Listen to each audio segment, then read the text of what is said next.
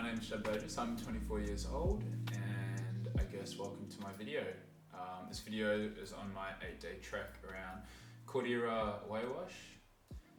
Whether I pronounce that right still, I'm not too sure. I'll try my best. And I just wanted to quickly jump on here face to camera, before I start the video off, just so you kind of understand what the video is about and my motives behind making it. I sit down and analyze the hike day to day at the end of the video. I also don't have a mic at the moment, which you've probably already heard. I'm in my room here in my apartment in the Netherlands, so without a mic it's not gonna sound too good, but we'll try our best. So essentially I made this video for two reasons. Firstly, I wanted to be able to rewatch this video in years to come so that I can sit back and reminisce. Secondly being, I just enjoy making videos. I don't do it that often. I did find it frustrating to sit down at the end and edit this because I realized that there were moments that I missed. I tried to capture as much as I could without, going too far. I was quite exhausted majority of the time, but I might chuck some phone videos in there at the end, just to fill in some spaces. Anyway, we'll see how it goes. I hope you like the video, and if you make it to the end, I'll see you there. I don't think I see one.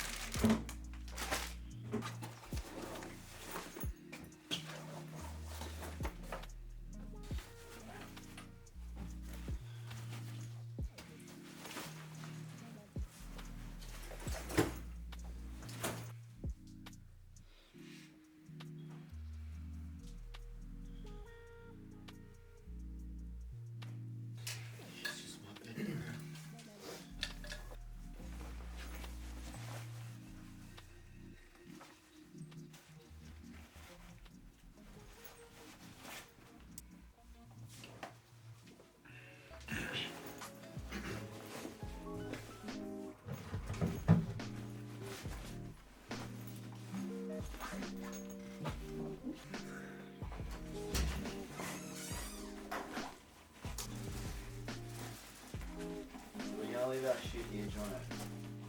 At this place? Yeah. And we'll just take with us tonight what we're taking. Yeah, go. Oh, easy. She's like, no, this guy's really cool. I'm like, I don't know, I guess so. When we went to Tassie, she stayed at our house and looked after them. They're not, they shouldn't. What's it?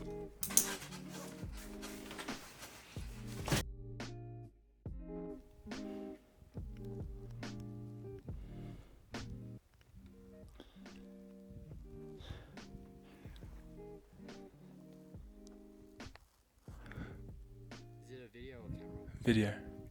What's up?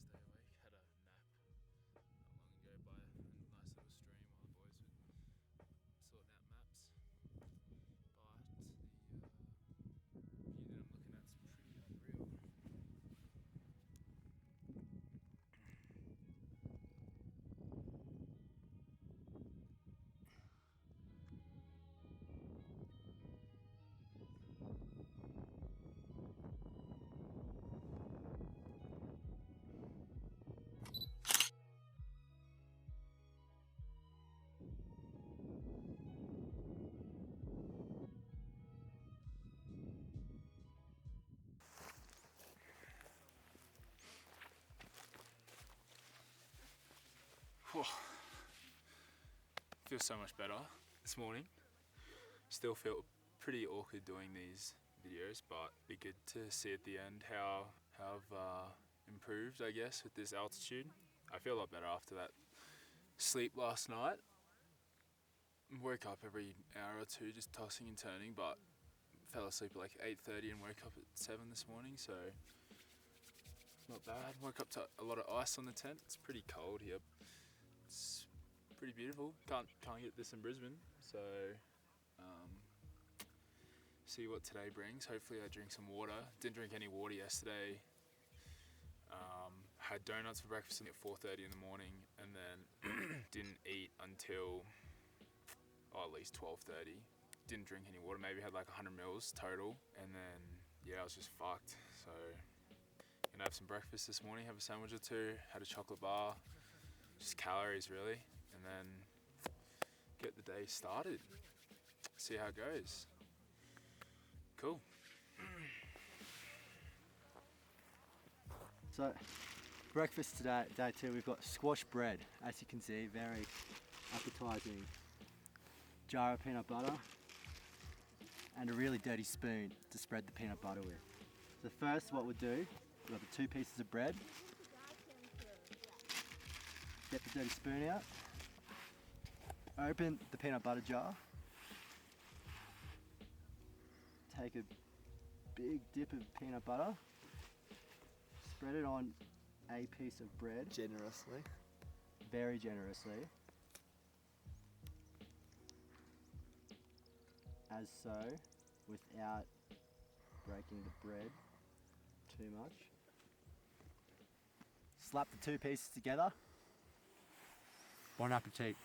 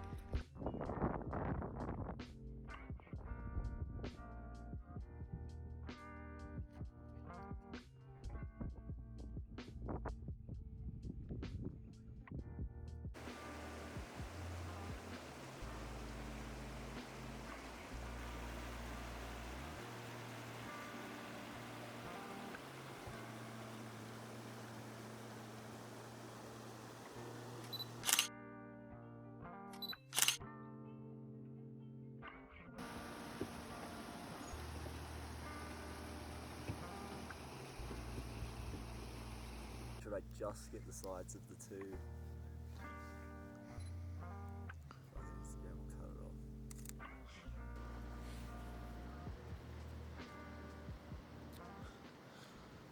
off. Afternoon of day 2. I just had some nice tuna and rice with way too much tomato sauce, but it kind of drowns out the bad taste. It's the best we're going to get here, really, compared to watching the paid tour guides cook for their group. You can smell like garlic cooking and vegetables. Us 3 don't really get that. We've got to cook everything ourselves and carry it ourselves. That's the big thing. Set up our tent, sleeping bag, pack it all up. These guys just get to kind of wake up, leave, come to camp, sit down, food gets prepared for them. I think it's probably a little bit of jealousy because it looks really nice, but I think I'd rather be able to say that I did this trek myself. Day 2 is a little difficult, a lot of downhill, which was nice, but it's pretty steep on your knees, especially with 20 kilos on your bag. Tomorrow should be pretty interesting. Beautiful scenery. It's going to be a killer to get up. I think it's looking pretty steep on maps, so might be in for a pretty difficult morning. Going to have some 2-minute noodles in an hour or two, and then probably take some photos and hop into the tent and finish off Gladiator, which we started last night. I find that at least watching a movie at night kind of distracts me from what I think tomorrow is going to be. It's not easy, it hasn't been easy so far, and it's day 2, so I don't know what the next 7 are going to be like, but just looking forward to a nice cooked meal from someone else in a restaurant, and a fucking beer would be good. So yeah.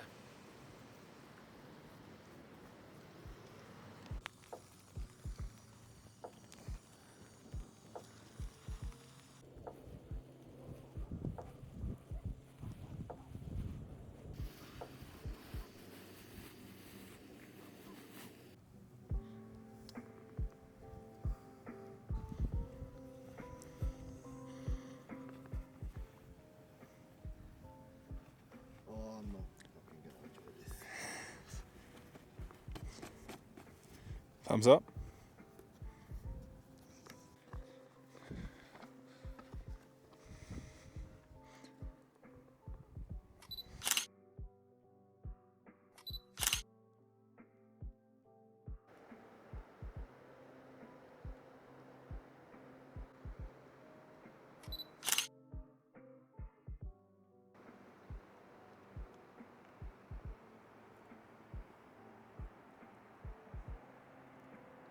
Still have that ibuprofen from this morning.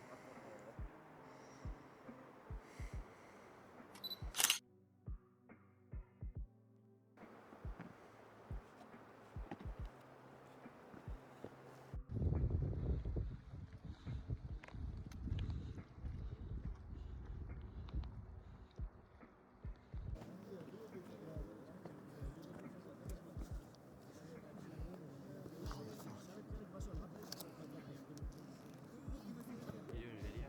Yeah.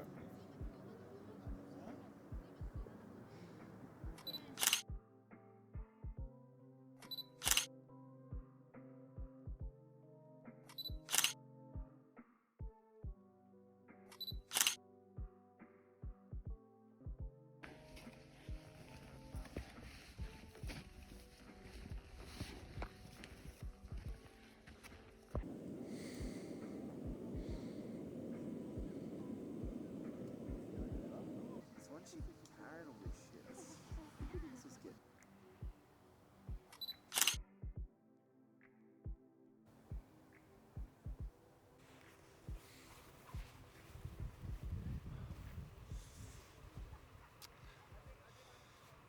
Well, fuck. Yeah, today was fucking difficult. Hardest day so far, without a doubt. Really pushed me to my limits, like not even joking. I was so done by the end, and we just had 3k of downhill walking that I just did not want to do. But we got there, and now we're at this beautiful campsite with a stunning sunset that you can't see right now. But yeah, tomorrow should be okay, and then get some in some thermal pools. It should be nice. First time I'll be able to have a shower, if you call it that, clean myself. More than what wet wipes can do, I guess. But yeah, should be a difficult day. Altitude really fucked me around. Still drank all the water, had like 3 liters of water. Hit 4,800 meters above sea level for the first time, and really felt it on the downhill. Dizzy, felt like vomiting, felt weak, felt fatigued, wanted to nap. But pushed on through, I guess. We'll see how the next couple of days go, because they're above 5,000 meters. That'll be a real test. But get there. It's the night of day 3 and going okay so far. Didn't do a vlog this morning because got off at like 6:30, couldn't be bothered, too cold, needed to cook breakfast. But see you tomorrow, I guess. See how I'm feeling, and I should be looking a little bit cleaner and probably not smelling as much.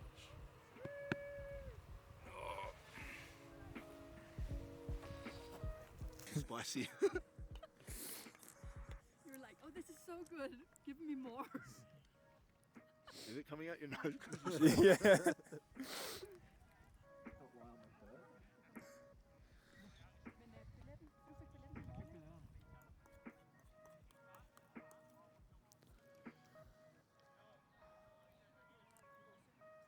Spicy.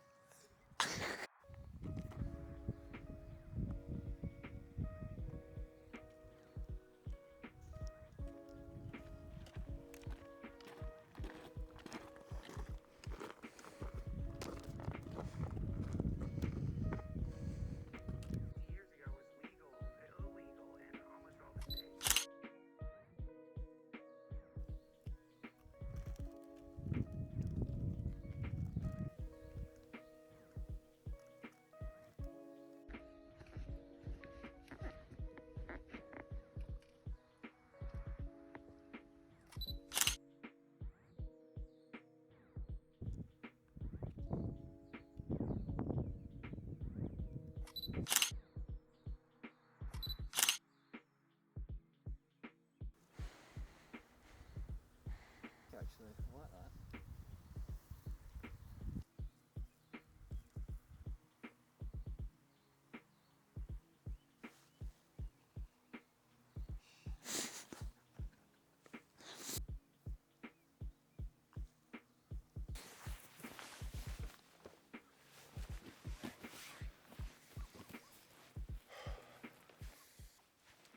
What day is it? Night of day 4. I don't actually know what day it is. Tuesday, Wednesday. No idea. Just kind of taking a breather. It's pretty cold. The wind has dropped off. It was windy as before. Today was a lot nicer on the legs. Calves are pretty sore from yesterday. Yesterday just completely fucked me. Today was a lot nicer. I got to go to the thermal pools, which was just, a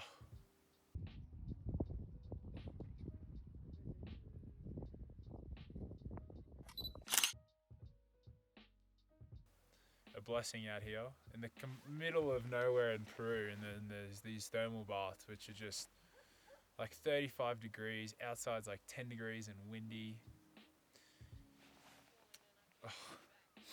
Oh, I could have stayed in there all night if I could. We had to come back in. We're gonna make some dinner. We've got some friends have given us some dehydrated food. We've got some I don't actually know what it is. It's something that's really good and nutritious compared to our dinners of tuna and rice. Tomorrow's my first time going over 5,000 meters. I think it's like 5,080. I really struggled over 4,800, so tomorrow will be interesting. But in saying that, it shouldn't be as steep. It should just be more of a gradual incline. And then we'll see what the next couple days hold, I guess. Depends how sick I get tomorrow. Like, I'm expecting to feel pretty unwell. It's just what it is out here, isn't it? I guess. Go with a massage. Could go with a good leg massage. My hammy's pretty tight, calves are pretty tight, hip flexors. Try to stretch a little bit, but I think today was about 13 kilometers. Tomorrow will be about 8, but so much out. I think we're going up 700 meters in altitude. So just see what the day has in store. We're gonna set off pretty early, so I probably won't do a video tomorrow, but I guess that's the end of day 4. See you tomorrow for day 5.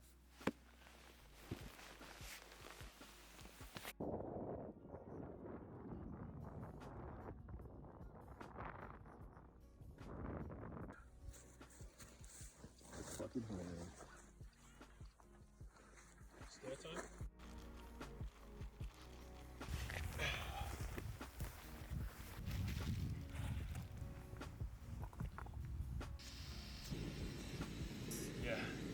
Because like those camp stoves are twin burners, but when do you ever put two on it? Like you can't. I might just buy one of these, Well, those jet fuel ones are like really popular in Australia. They're just like really expensive. That must seem what Tonight's dinner.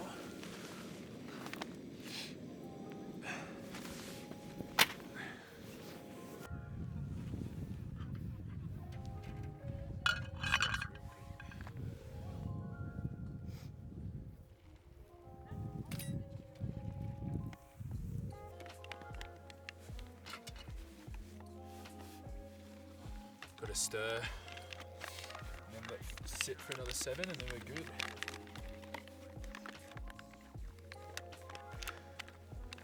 appreciate getting that fucking sleeping bag tonight. 100%. Well, you could literally go whichever way you wanted because you're in the middle. I know.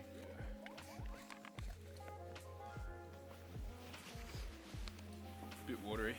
No, it's good. That's a big feed. Which one is a bit more?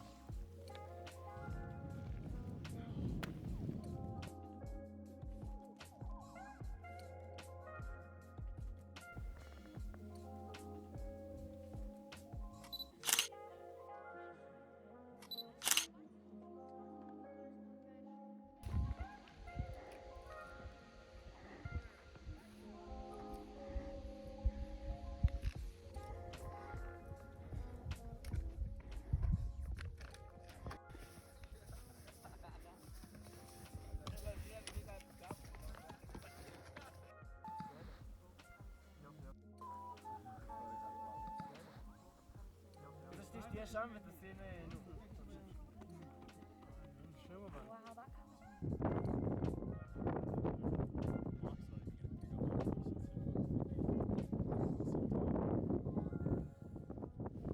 Just made it to Quartehuain Pass. John is about to do his push-up workout. His push-ups on the top of the 5,000 meter peak. Yeah, how high is this? 5,080. Shit. And that's 5,150. It wasn't the hardest day. It only took us about 2 hours 50 to get from 4,350 meters to about 5,080 above sea level, so not too bad. Unreal view behind me, as you can see. I'm gonna try and go down soon, figure out if we hit another 5,000 meter peak or if we jog on along the donkey route to the next town, where we might even stay at a hostel or just get some nice hot food.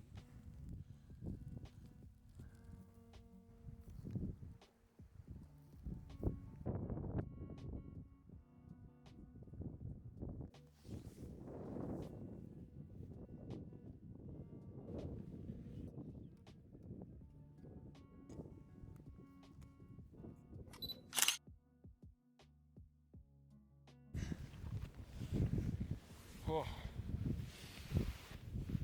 Afternoon, day 5.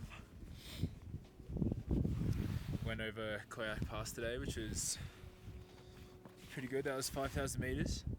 First 5,000 meter ascent, which felt pretty good. Didn't struggle as much as I thought, which is pretty nice.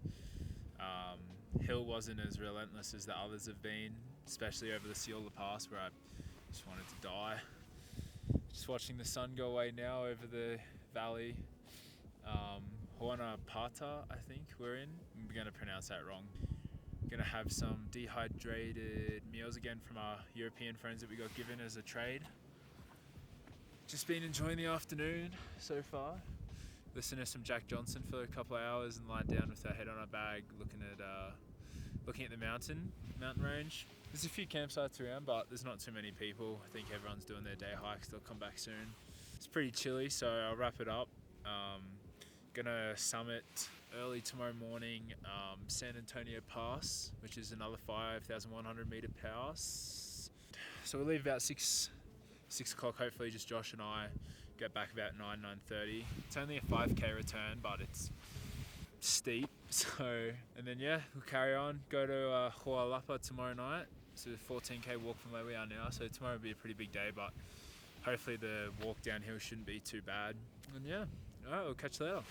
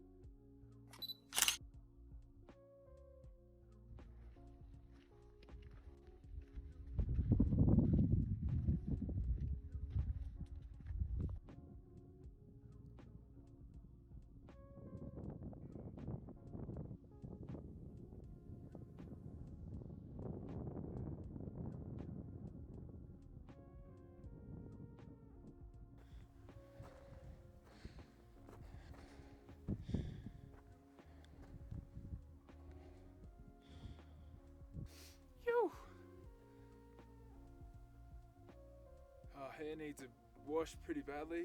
Haven't had a shower. I mean, went for a swim the other day, but haven't had a proper shower. Face wipes. Face and body wipes go a long way.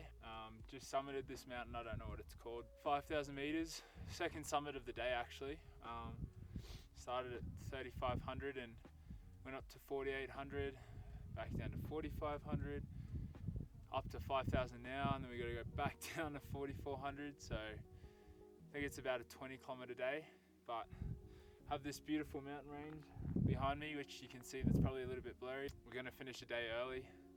Accidentally set up in a forbidden camping area, otherwise we're going to get fined like 1,000 soles. So had to either make the move back to the last campsite about 2 kilometers or just make the ditch effort to cut a day out. And well, we're here, just got to get the downhill now. So keen to finish the day early, but you know, it is amazing out here. I also don't want to leave. I do want a nice cooked meal and a nice bed. So but yeah, just thought I'd give you an update and catch you on the flip. Almost done, and see how we go. Making the last summit of the trek. Good.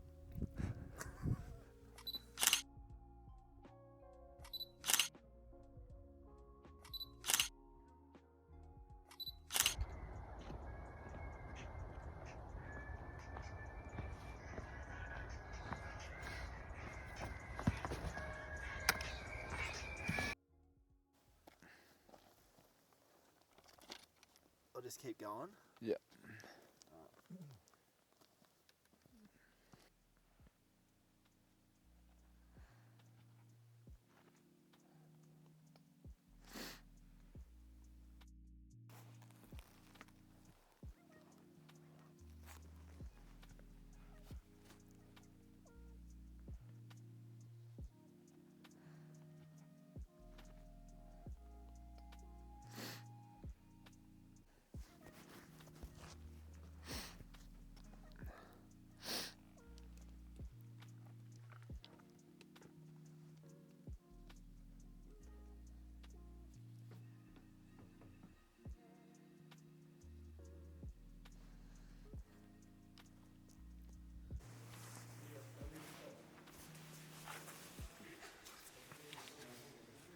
So just arrived in Llamac after a pretty long morning. Got up at 4, hiked 13k in about 5 hours, 4.5 hours. Pretty quick with our bags, not bad. Just good to be here. Got an Inca Cola, which is pretty much like a creaming soda Coke version they have here in Peru. Def's recommend. It's pretty tasty. It's what I've been living on while I've been here, just for some extra taste if I need. Just waiting for the bus. Should be half an hour, and then it's back to Chiquan, and then Chiquan we're going to organise another bus. I think through the same guy to Juarez, and then that's it. Home time. Get to go have a shower and watch some Netflix in bed, which is what I'll be doing for 2 days at least, and wash my hair. It's so dirty. And my face. Have a shave. But yeah. And I'll probably give you an update once I've cleaned and whatnot.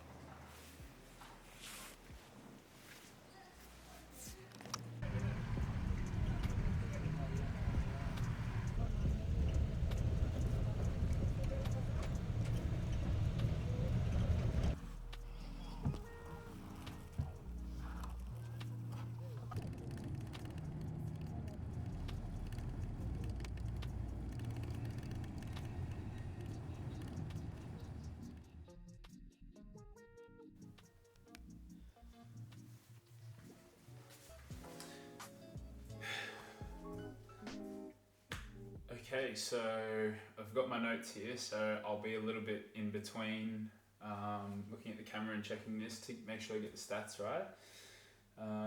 But let's start. So beginning with day 1.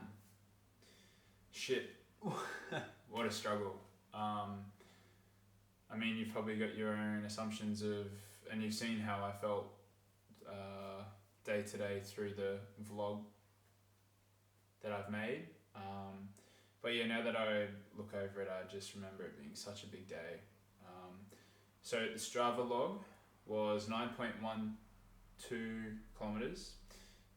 We had 3 hours 8 minutes of moving time. We had 6 hours 53 minutes of elapsed time. 484 meter elevation gain. Max elevation at 4,600.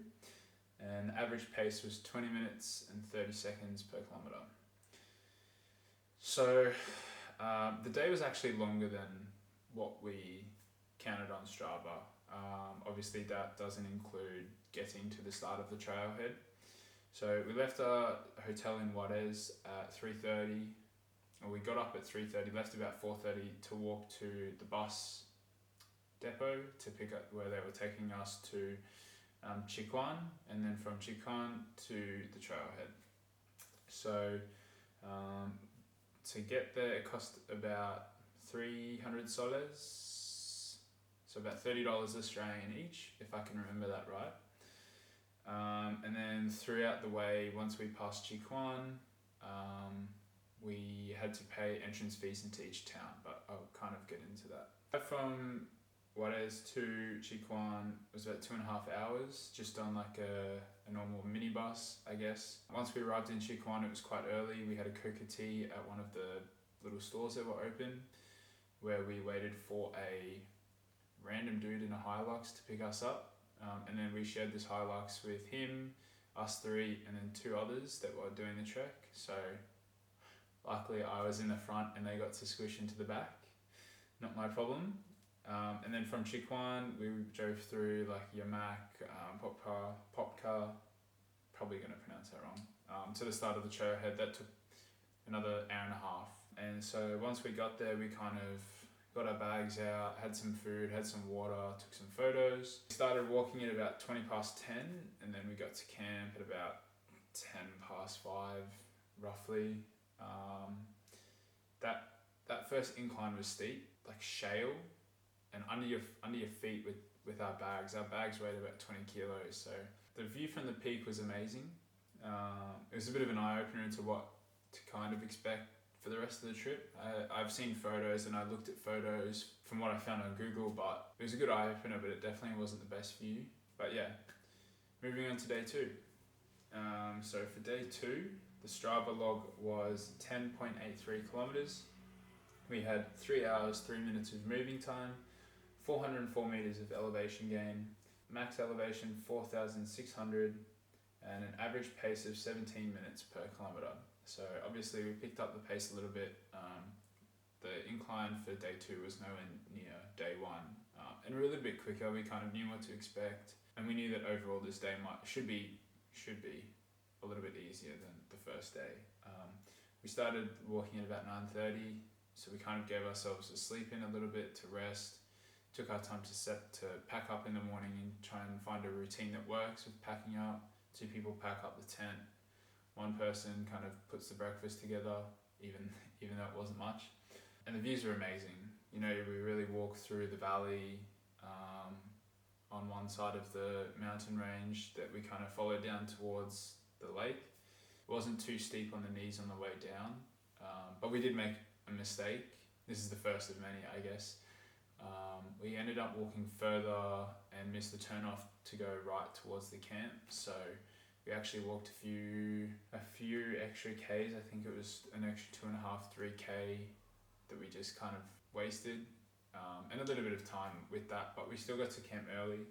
We got to camp about 2 o'clock in the afternoon, got ourselves ready quite quickly, and then we just went and took some photos, relaxed. We got some rain in the afternoon, which actually turned into hail quite quickly, so it wasn't good timing.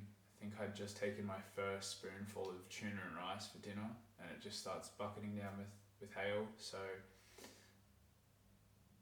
it's an experience. I must say that the views of this campsite were amazing.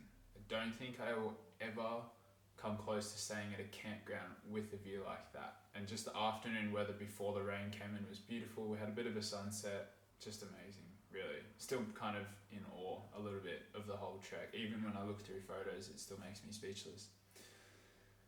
Okay, day 3. So day 3 started at 8:15 in the morning. The Strava log was 14.8 or 14.1 kilometers. We had 4 hours 35 minutes of moving time. We had an elapsed time of 8 hours 40 minutes.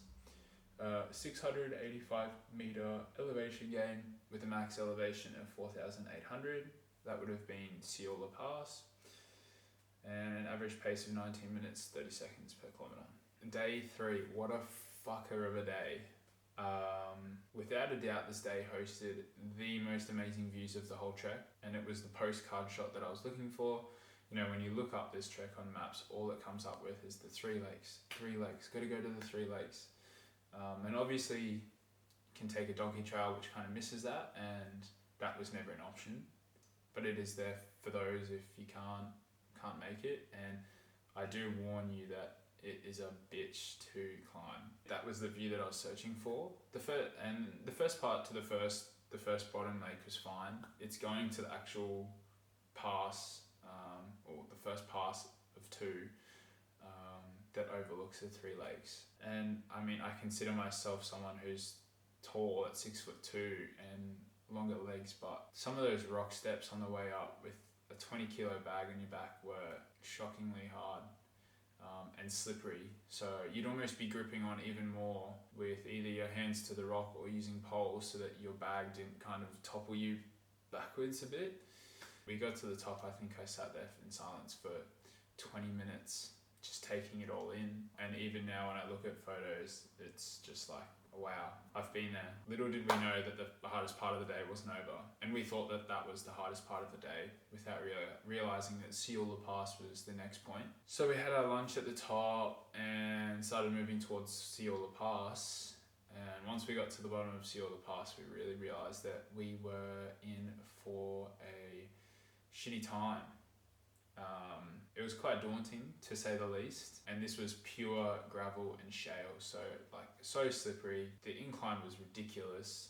At this point we were already exhausted, we'd already walked a fair bit, and with incline as well, so we were really struggling with this one. Llamac Pass peaks at 4,800. I do need to say props to Jono on that day for absolutely killing it.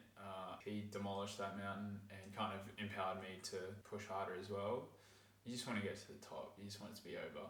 We sat at the top for a bit with some other hikers that we'd met, had a bit to drink, had a chat, and then left. So we were up there for about half an hour. And this is really where I met the devil.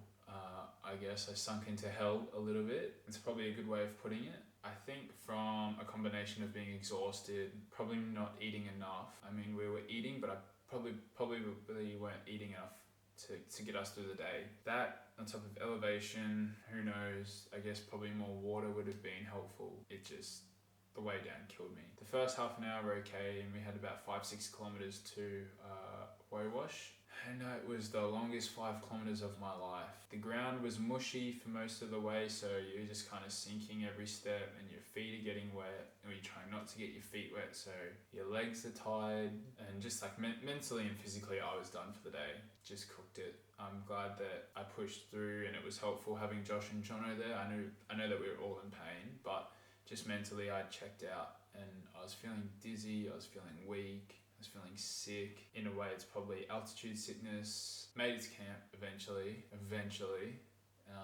and thanks to Josh and Jono who set up the tent that night, because I just went and lied down straight away for 20 minutes. I guess at the end of that I really realised that elevation did take a part of it, and kind of made me nervous for what the next few days had in store. It's good because it's strengthened me mentally, which I've probably mentioned a few times in the actual vlog itself, but now looking back it has. Had some dinner, had a chat with some friends that we made, and went to sleep, and now it's day 4. Day 4. We had an 8:40 a.m. start. We had 6 hours, 6 minutes of elapsed time. We had 3 hours, 47 minutes of moving time. 13 kilometers in total with 478 meters of elevation gain. A max elevation at 4,771 and an average pace of 17 minutes and 23 seconds per kilometer. So not too bad. Not a bad day overall, I must say. The first half of the day was steady but a manageable incline. We saw some more cattle, and we actually had a dog that followed us from Huayhuash to the peak. Fed it at the top. I think I gave it some of my chocolate bar. Not my chocolate bar. Dogs can't have chocolate. What was it? Some bread or something like that. And then it just left. I don't know where it went, disappeared. Didn't see it again. There's a few dogs along the trail which kind of just pop up sporadically, and they're always friendly. I guess it wasn't too long after we hit the top that we saw a peak of Lake Viconga, which is where we knew we had to get to, and then camp shouldn't be far. So the downhill was pretty shitty. It was quite steep and hard on the knees. Also, a combination of having heavy backpacks didn't help, obviously, but it just went forever. It's just always the downhills that they just feel like they go forever. We finally made it to Lake Viconga, and then we had to go up another uphill, which we didn't realise was so steep. Had to kind of find our way down from Lake Viconga to the campgrounds, and that was just like a mission. Again, we were pretty exhausted, but not too bad. We were managing.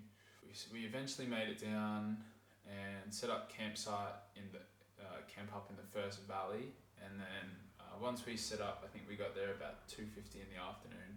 We set up, and then we walked around the valley about 2 kilometers or 1.5 to Viconga, which is where the natural pools are, the hot springs. So I think they're set at about 38 degrees, and God, was that beautiful. It's exactly what we needed. It helped with the legs were sore. I think we bought an Inca Cola. I enjoyed some Inca Cola. Sat in the pools for about 2 hours, which was a mistake, because then when we got out, we got changed and dried and then walked back. By the time we walked back, it was pretty much dark. Jono's togs froze on the way back, to give you an idea of how cold it was. So got back, cooked dinner probably too late for future notice, and then got to bed really.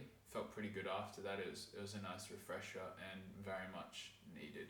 Definitely recommend Viconga. You can't really miss it on the trail anyway, but worth the time. Can't remember how much it costs. I've got some entrance tickets here, but I can't find those receipts, so have to figure that one out on your own.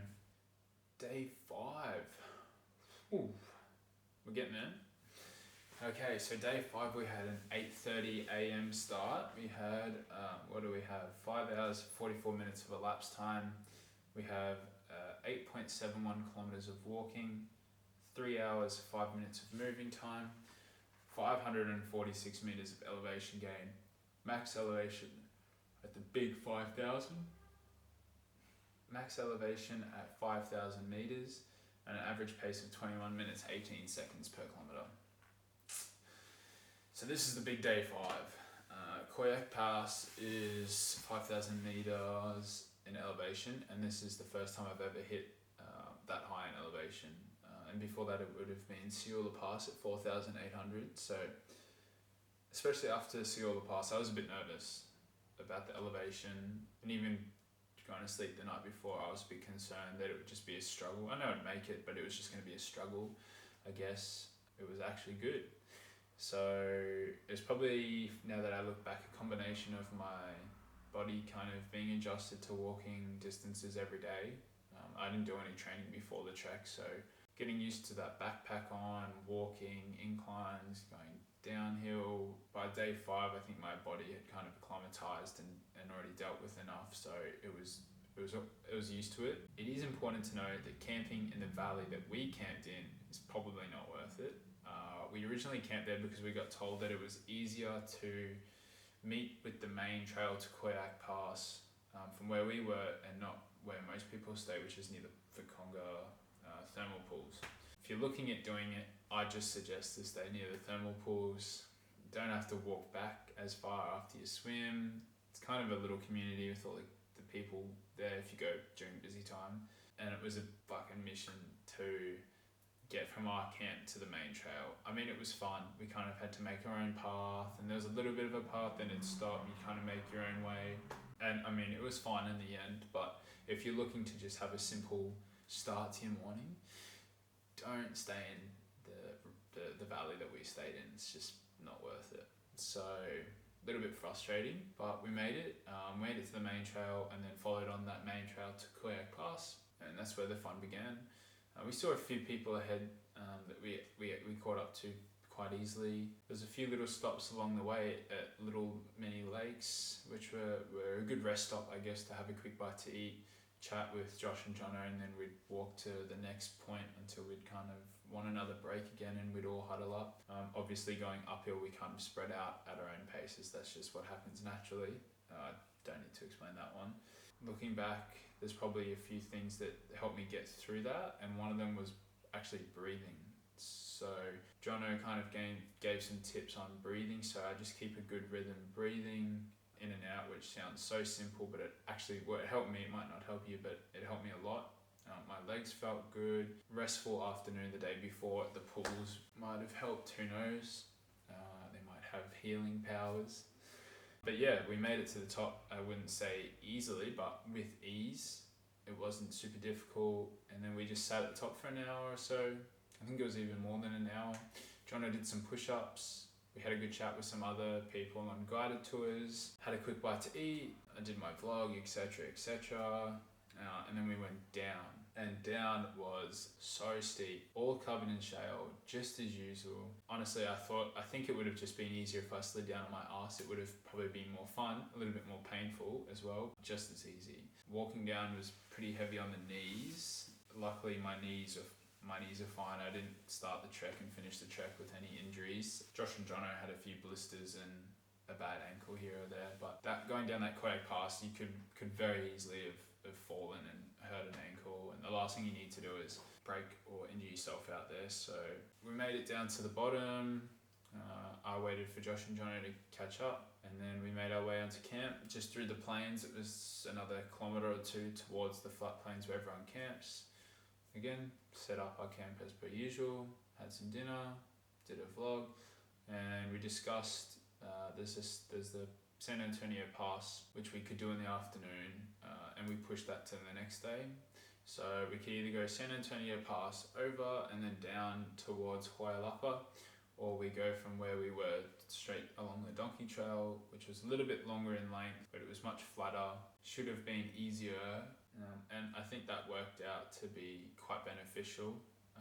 Doing San Antonio the next day, it gave us an afternoon to just rest again. As you see in the video, we just put our heads on our backpacks and had an afternoon nap, listened to some Jack Johnson through the speaker, and just kind of enjoyed our time instead of racing to go do another pass in one day and come back down. So I think if you're looking to do the trek, definitely take your time. Don't need to rush it. We had an afternoon looking at the mountainside and it was beautiful, and I wouldn't have changed it. And yeah, that's it for day 5. Let's go day 6. These were the days get a little bit longer. So day 6 was actually the second biggest day of the trek. We started at 6 a.m. Josh and I, we got up early. Jono stayed in, he wasn't up for it. We went up to San Antonio Pass pretty much at the crack of dawn. Absolutely freezing. I had my gloves on and thought they were about to fall off still. So we just took camera, poles, a bit of water and some food, and went up to the peak, which was 5,000 meters. We were the only ones there for about half an hour plus, which was beautiful. Sat down, took some photos, enjoyed the peace and quiet before a few people started to come up. And yeah, went back down. So for the San Antonio Pass, the Strava log was 5.13 kilometers. We completed it in 2 hours and 1 minute of moving time, so not too bad. 486 meters of elevation gain and a max elevation of 5,000 meters with an average pace of 23 minutes and 45 seconds per kilometre. In saying that, just to note, that had to be steeper, easily steeper than going down Quartehuain Pass. And I'm so glad we didn't have to go down the other side, which was again steeper, or back down the way we came with bags. It would have been pretty much mission impossible for anyone with a bad knee or ankle. You pretty much just end up on your ass sliding down the mountain. Fun, but probably not the good way to do it. So we descended back down, we met Jono, had some breakfast, set up the tent. The second section of the day was 14.71 kilometers. We had 3 hours, 45 minutes of moving time with 41 meters of elevation gain, so it was pretty much flat or downhill. Max elevation of 4,500 and an average pace of 15 minutes, 18 seconds per kilometre. So yeah, you can really see the pace increase pretty much because it was just flat. The valley that you walk through for majority of the way until you get to the waterfall was beautiful. We were by ourselves the entire time, just had a few stops along the way to eat, just enjoyed the views. We pretty much followed the stream from where we stayed in the night before all the way down to the waterfall, and then you get to the waterfall. The waterfall was beautiful. Getting down the waterfall was not beautiful. It was, to that point, I was like, there could be nothing steeper than going down Koyak and San Antonio Pass, and I was so wrong. This isn't even steep, it was just rock. So you follow the waterfall down, but it's just rock step to rock step, and with our backpacks and your poles, pretty much jumping from rock to rock. Don't know how our knees made it, but they did. Not ideal. And we weren't aware of it. We thought it'd just be, that day was going to be a piece of cake. And it was, until we got to that waterfall. And on top of already doing the summit in the morning, Josh and I guess, and still Jono, were quite exhausted. So going down was pretty difficult and slow. And it just consumed energy. We had to be so careful not to hurt ourselves. And as you see in the video, it's pretty much just like straight down. Once we made it into the valley, we just followed the path all the way to Huayllapa, where we stayed in a soccer field. We got some popcorn. Jono paid for some Wi-Fi. Got some photos, explored the little town. There's a road there that kind of connects, or you can get to other cities. So that was the only time during the trek that we're really in civilization, if you'd call it. You can get some basics, you can get some food and drink if you need, and then just cooked our dinner and went to bed. Alrighty, day 7, we're getting there. So day 7 was an interesting day. It was by far the longest day. Questionable whether it's the hardest day, but definitely the biggest incline of the trip. And I knew this before the day had started. I was nervous, to be honest. I was nervous. We looked at it on maps the night before we went to bed, and we were all just like, holy shit, we're in for a shitty day tomorrow. And I've just learned after doing that it's not worth worrying about. You just get up, you get it done. And the day wasn't as bad as we thought. So for day 7's Strava log, there's another 2 parts, which is where it gets interesting. We started about 7:40 in the morning. The first part was 13.5 kilometers long. We had 4 hours, 44 minutes of moving time, 1,265 meters of elevation gain, max elevation at 4,772 meters, with an average pace of 21 minutes per kilometer, which I think is pretty good considering the uphill. And I mean, I'll put the Strava screenshots up here so you can see how steep it was, and it just went forever. And when you started at the bottom near Huayllapa, you could pretty much just see mountains in the distance, and you knew that you not only had to walk towards those and up those, you had to walk over that one, then over the one behind that, to then get down to the valley after that. The boys put in some music. I think the first time I'd put in some music was this day, just to kind of get you through it. And we knew it was going to be long. We knew it was going to be a grind, but it was never something that we were not going to complete, and we never gave ourselves the option. We just had our breaks, had a chat here and there, put in some music, walk it out. So we made it to the peak. It wasn't a huge struggle. It was just a long incline. We sat at the peak and discussed what we were going to do. So the campsite for that night, we had 2 options. Well, we actually had 3 options, but we didn't know that yet. We were either going to stay with everyone else that was on the hike at the same time, so all the tour guides, etc., all the solo hikers, all camped in the valley after the summit, the main peak. And we decided, well, we don't want to do that. We don't want to stay with everyone else. We kind of are enjoying our own time and not being included in these guided tours. You know, we're trying to do the trek ourselves. So we got told that we can stay down the valley a little bit further and then to the right. And that's what we did. So we walked there, took an hour or so.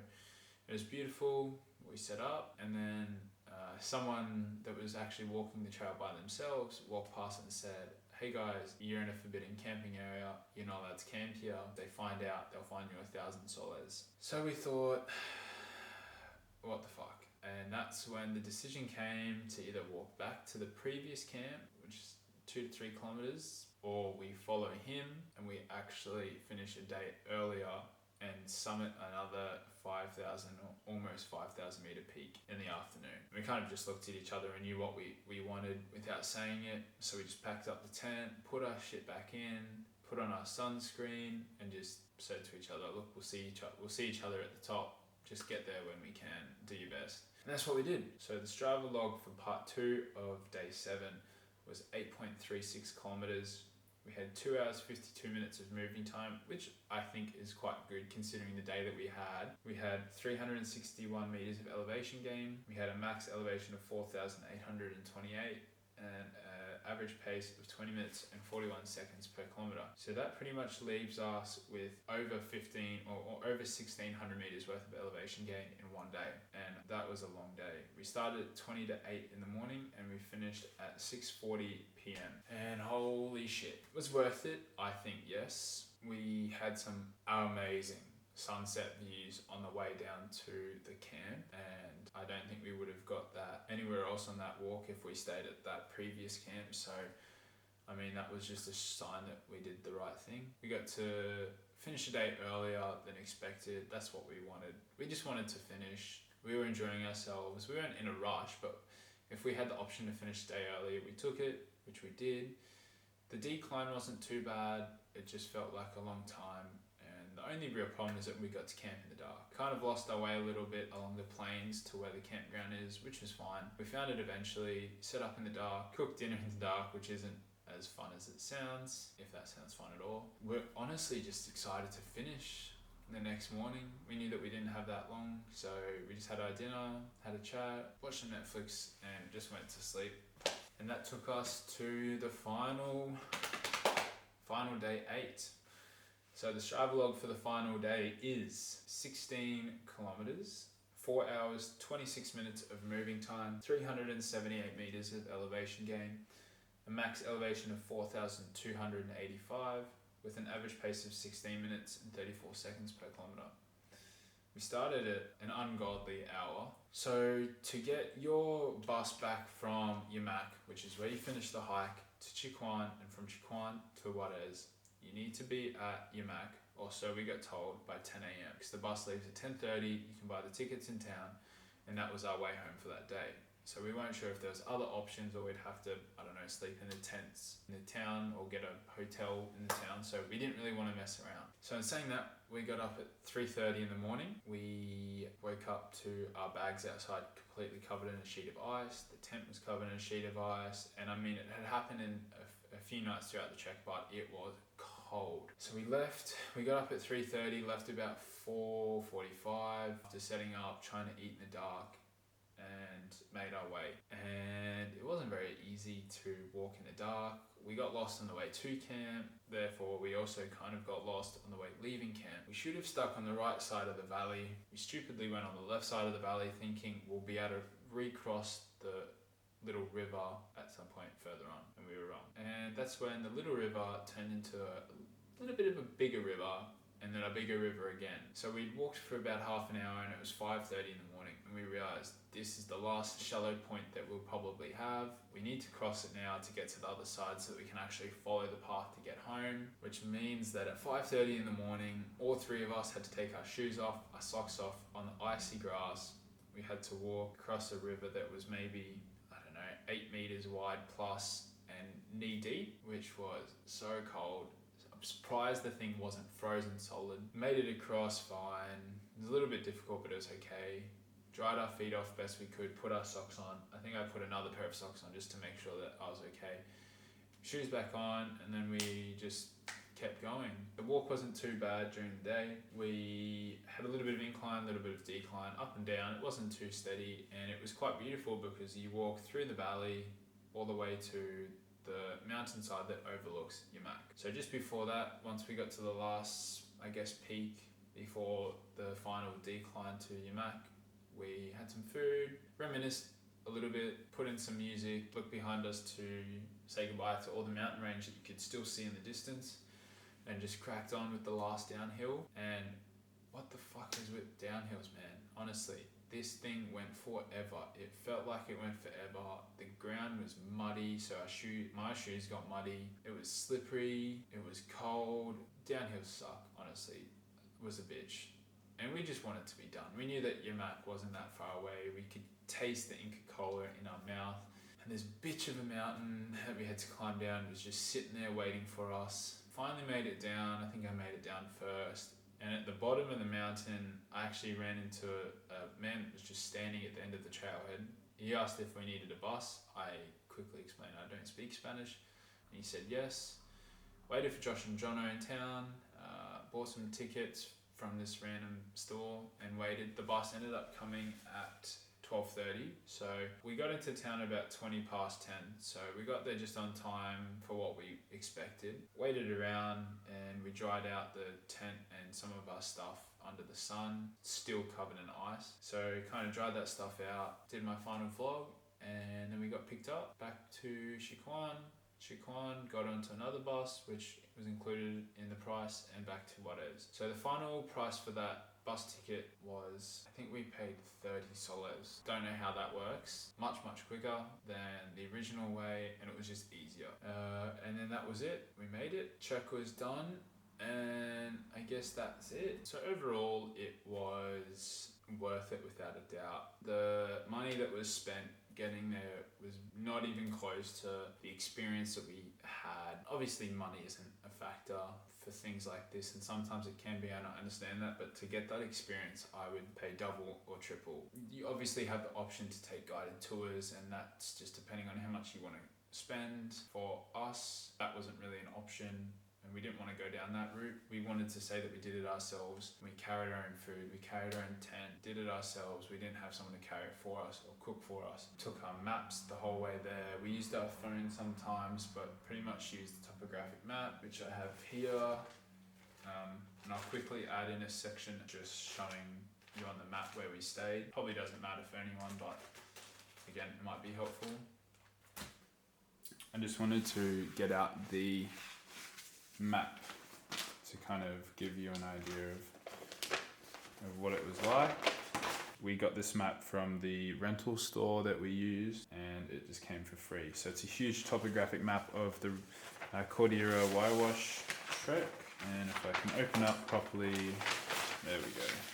Okay, so this is where you drive through to Llamac, to Jahuacocha, and then where it follows this river all the way to Guanacpatay. Essentially where you get dropped off and follow on to the trailhead, which is here. It's Quartehuain, probably going to pronounce that wrong.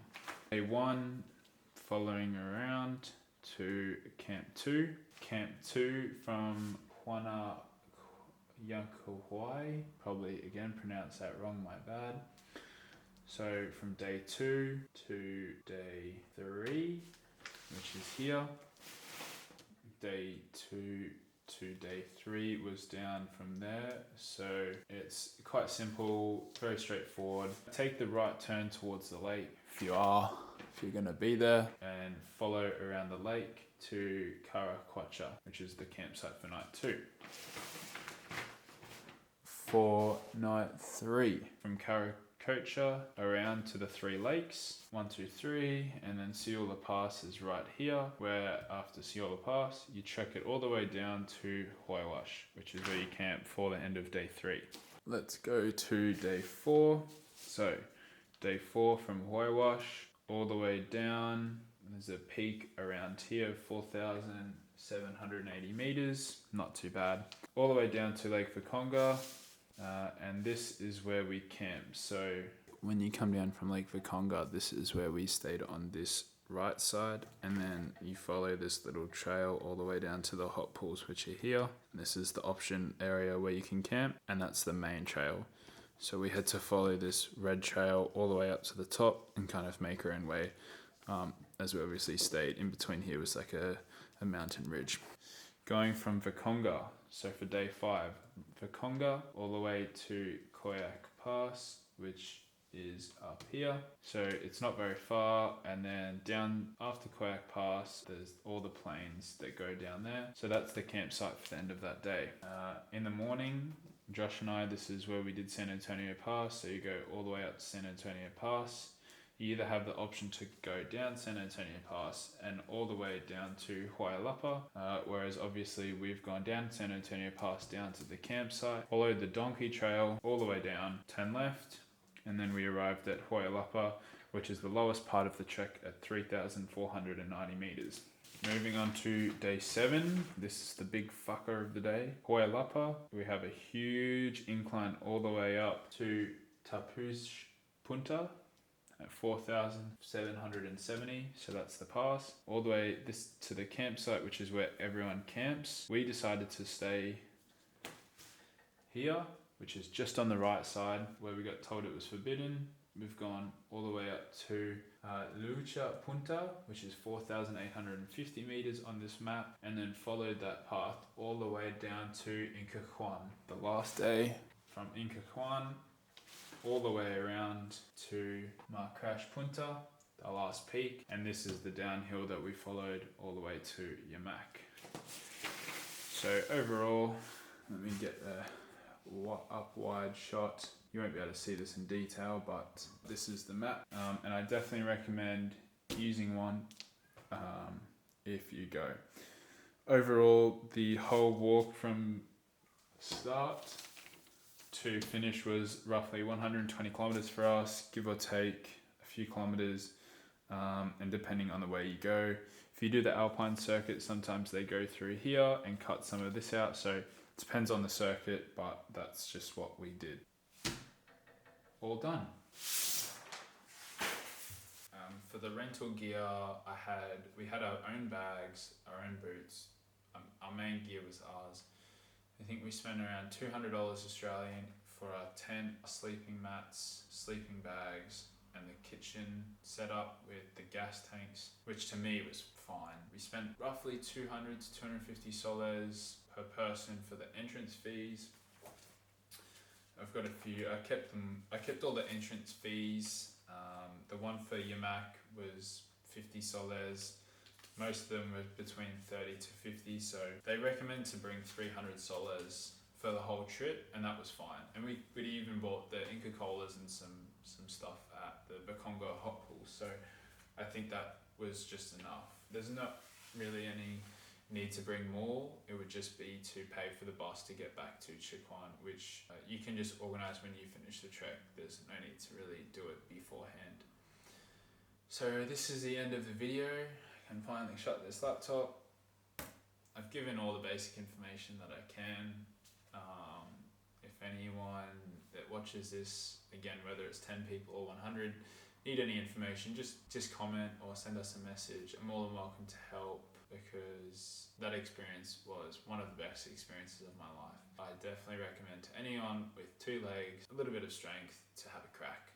You can do it with a guided tour, that makes it easier, and then you just carry a day pack. So if that's the way you want to go, do that. And essentially that's everything that I've covered. So thank you for watching, and I will catch you next time.